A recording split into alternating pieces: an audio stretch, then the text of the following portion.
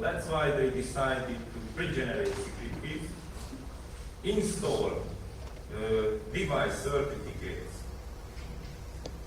Yeah.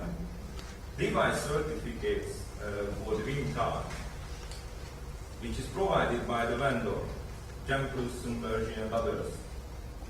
And that way, if you are not a trusted WIM card vendor, you cannot produce keys in that world. So that approach may prevent hackers from generating their keys. And with this solution, it might happen that if someone finds an actor to find an exploit, he should make such a big noise to penetrate too many mobile phones, too many SIM cards, that it is highly probable that he can be caught and sentenced. Because in current internet solution, you can generate thousands of keys and make thousands of abuses within a very short time.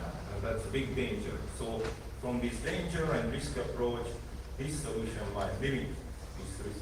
Yeah?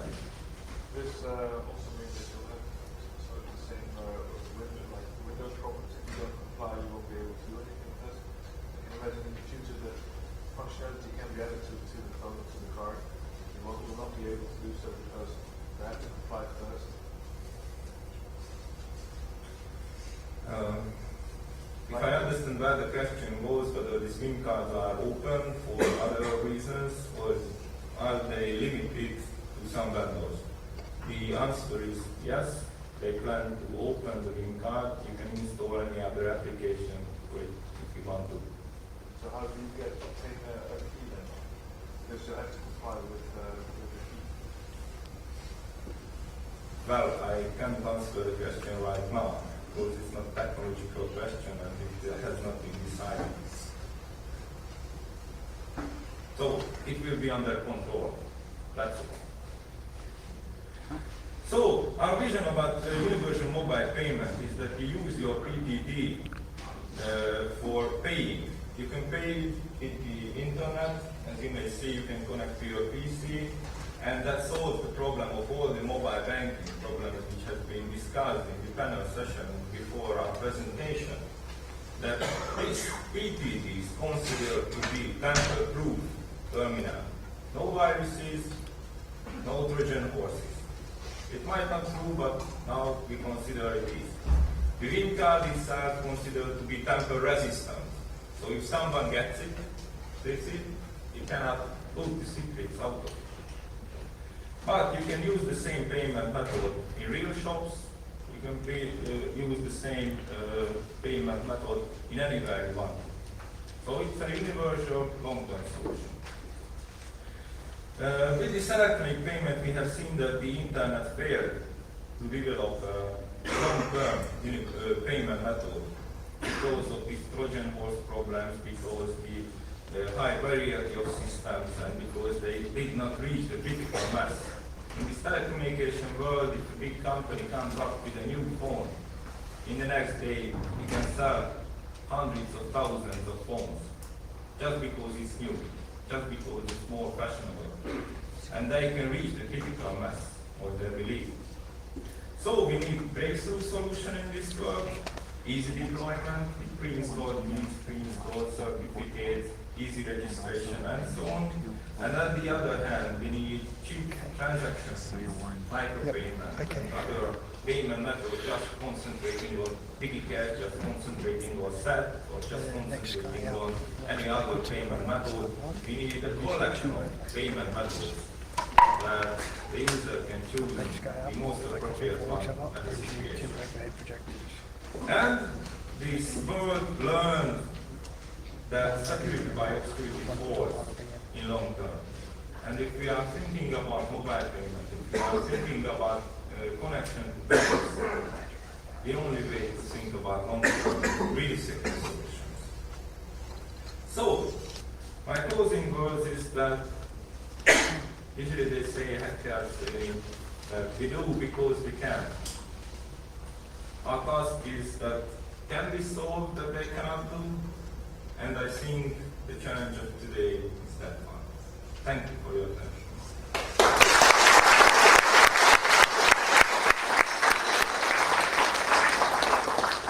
I guess we have some more minutes for some questions, not so many, but yeah. The first one, you mentioned that stolen card, you can't tell who's the original and who's the copy. Could you figure that out by color pattern? You reuse the color features and then figure out like one complete is one pattern, the other one is like different pattern, one pattern, all numbers. You have the original, right?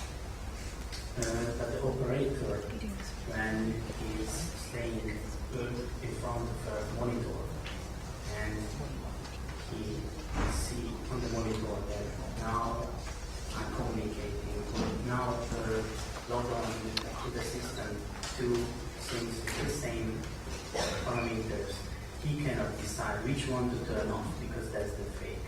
Right, but if you look up in the database, what numbers that are called, and what numbers, like over the next 3 days,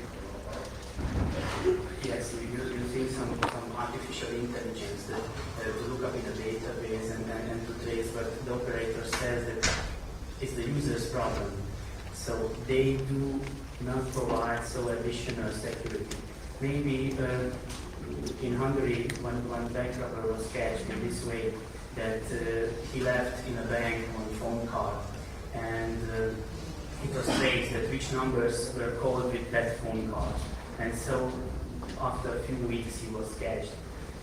But these are not how to say, not offered solutions from an operator.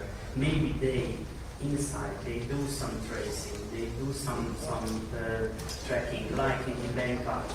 In Hungary there is also one so-called fraud forum. All the banks, they go to a place every month and they are talking about fraud. Look, this is the card I catch.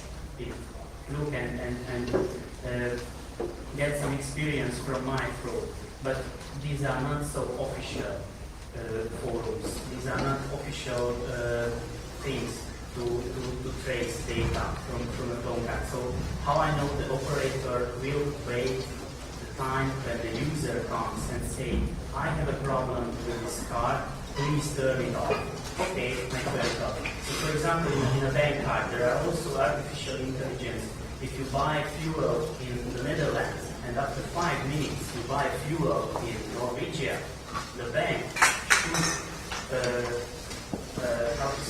should not approve the transaction. But some banks not approve, some banks approve the transaction. There is no standard how to treat this problem.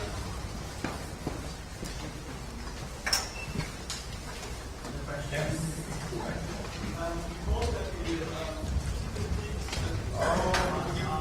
You got louder because people are coming and going. You know that the secret key to cards are generated. How can customers trust that these cards are secure for them? They are under control.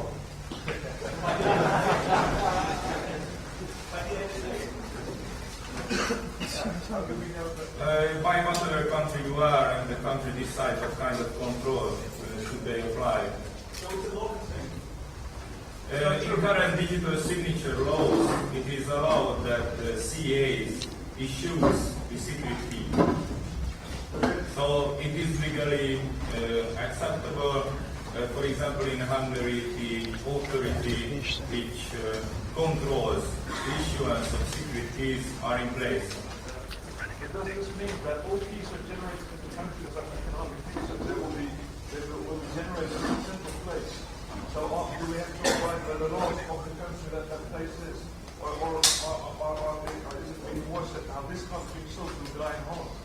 So now I have to store the pre-generated key that I have got from, and now I'm going to sell it to someone in the US, and now I'll have to give the key to the government. How does that work?